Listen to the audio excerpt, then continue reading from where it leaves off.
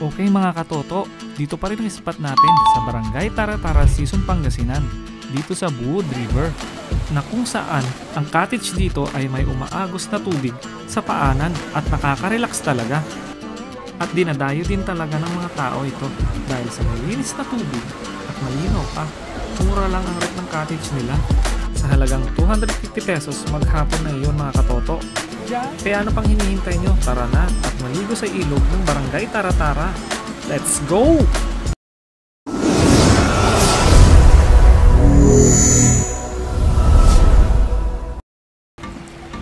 Kunting ingat sa paglalakad, medyo madulas yung mga bato.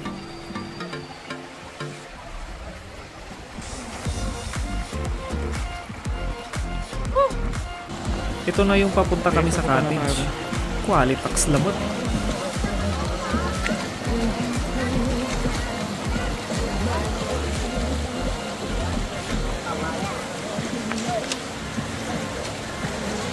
Wow, ganda.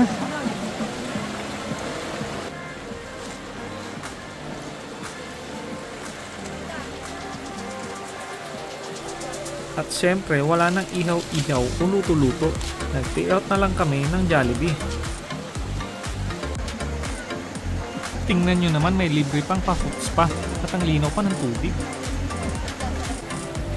Hayan na, himayin at isawsaw sa gravy ng Jollibee. Chicken Joy. Yum yum yum yum yum.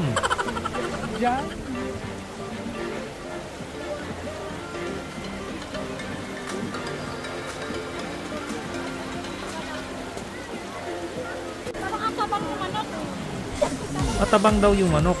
Baka naubusan sila ng nilalagay na pampalasa sa Chicken Joy. Busy talaga yung isa oh. Sino kaya kachat niya? Ang sabi niyan, aalis lang magtataya ng weteng tapos hindi na bumalik.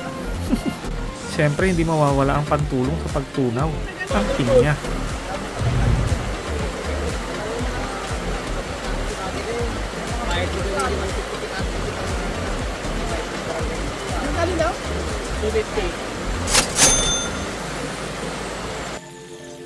Okay, time-lapse muna habang nakain kami ng tanghalian. Kita nyo naman, malino dito kaya masarap maligo.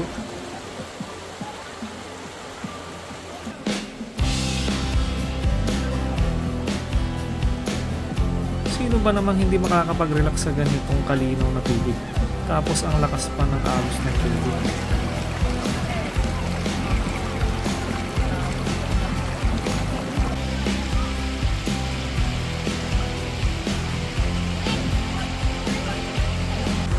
Siyempre, bawal magkalat dito para mapanatiling maganda at malinis ang kapaligiran.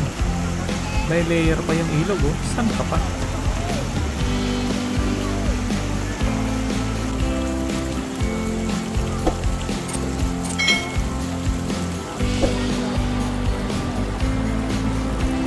Walang camera trick yan, malinaw talaga.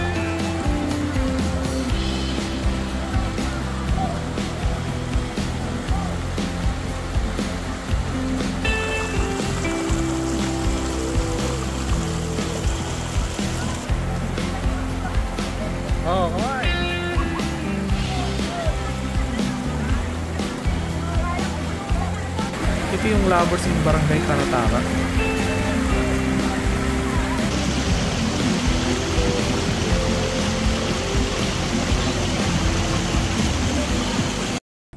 Okay, drone shots na tayo mga katoto.